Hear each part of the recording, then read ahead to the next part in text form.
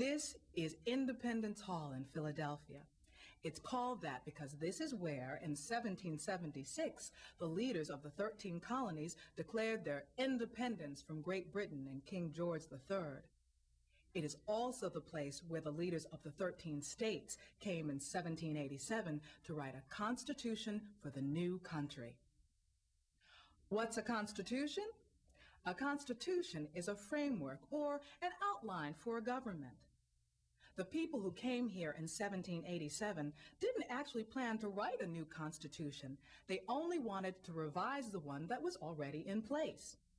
It was called the Articles of Confederation. A confederation is a very loose association of strong, independent parts. Under the Articles of Confederation, the states, the parts, had most of the power. The central government had very little.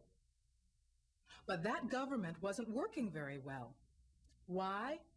Well, let's hear what two important leaders of the time have to say. First, James Madison of Virginia.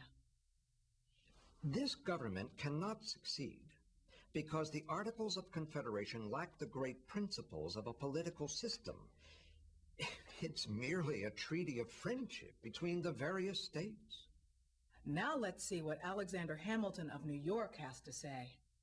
The fundamental deficiency with this government is that Congress has no power. Congress must have powers to deal with national problems.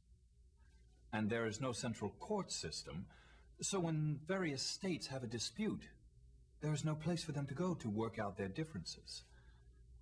The third deficiency, and it is a great one, is that there is no central leader, no chief executive the people can point to as the head of government.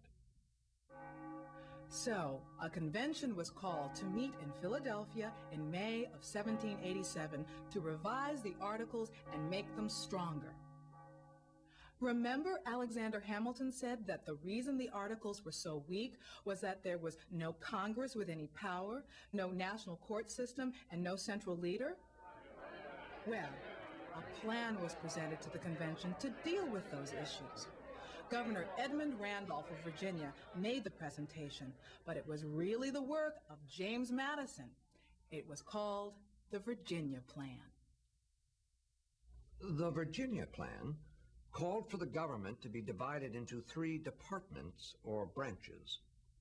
The legislative branch, which would enact the laws, the executive branch, which would see that the laws were carried out, and the judicial branch, which would see that justice was done under the law. Madison's idea took hold. After some debate, a resolution was passed. A national government ought to be established consisting of a supreme legislative, executive, and judiciary. The delegates had taken a bold step. Now, instead of just revising the Articles, they would create a new constitution.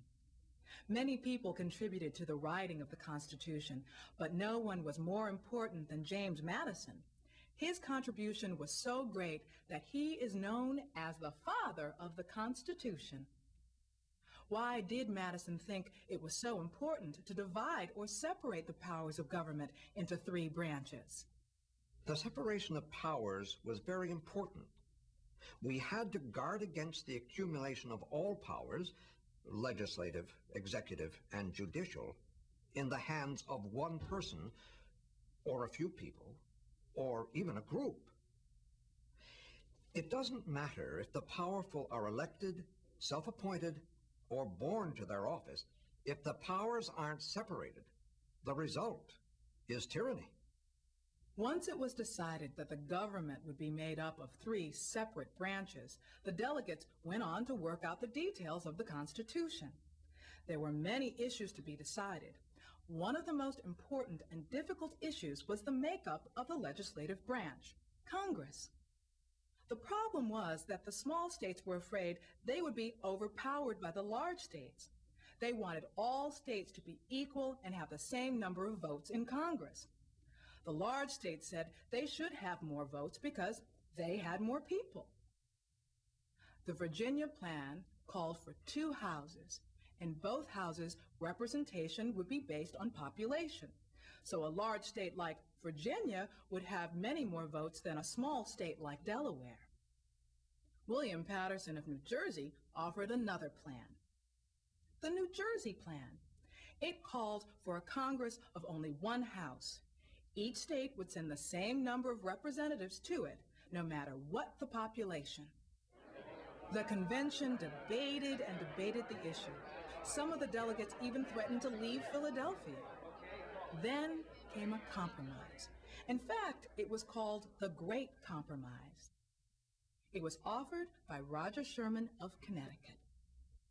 It was clear that the entire convention might break up over the disagreements between the large states and the smaller states. So Roger Sherman offered this compromise, that the Congress, the legislative branch, be made up of two houses. Representation in one house would be based on population, so the people would have a greater representation.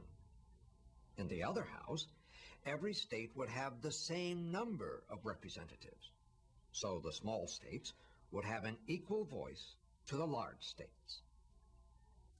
That settled that issue. But there was another question that divided the convention.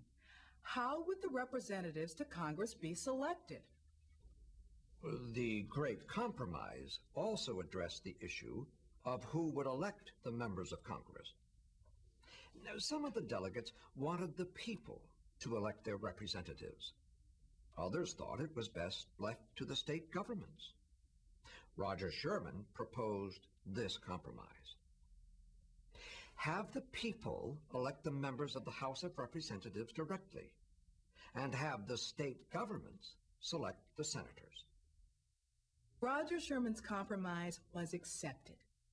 So when the Constitution was sent to the state to be approved or ratified, this is how the legislative branch looked. The Congress would be made up of two houses. The House of Representatives, where the number of representatives would be based on the state's population, and the Senate, where each state would have the same number of senators, 2. The people would elect the members of the House of Representatives directly, and the state governments would select the senators. Of course, that's not exactly the system we have today. Now senators, just like representatives, are elected directly by the people.